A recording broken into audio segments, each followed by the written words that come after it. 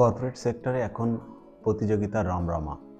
আমাদের সাধারণ দৃষ্টিতে আমরা এটাই দেখি যে যেখানে কষ্ট নেই সেই সব জায়গায় যদি যোগদান করতে পারতাম ভালো হতো।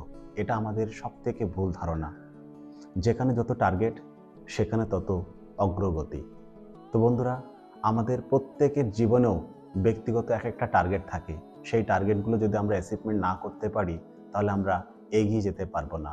আমরা সেম জায়গায় থাকবো, আমাদের ছেড়ে অন্যরা এগিয়ে যাবে।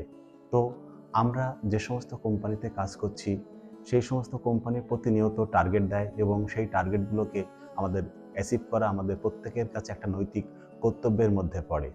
তো বন্ধুরা, টার্গেট অ্যাচিভ করতে গেলে মূলত দুটো জিনিসের ওপরে ভিত্তি করেই চলতে হয়। এক, আমাদের পুরনো কাস্টমার, দ্বিতীয় নতুন কাস্টমার।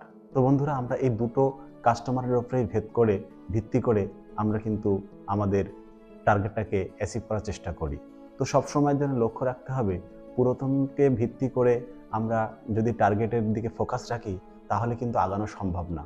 ধরুন আপনার 100টা কাস্টমারকে, পুরনো কাস্টমারকে আপনি সেট করলেন, সেখান থেকে হয়তো 10% আপনার কেটে যাবে, তাদের 2% করে বিজনেসের জন্য বাড়িয়ে দিলেন। যেখানে 10,000 টাকা করে পার ক্লায়েন্ট পিছু দিচ্ছিলেন সেখানে 12,000 দিলেন, কিন্তু অ্যাভারেজে দেখবেন 10% কেটে যাওয়া মানে সেখানে আপনার 90% হলো, হয়তো 100%-এর কাছাকাছি হবে, কিন্তু গ্রোথ তো হলো না।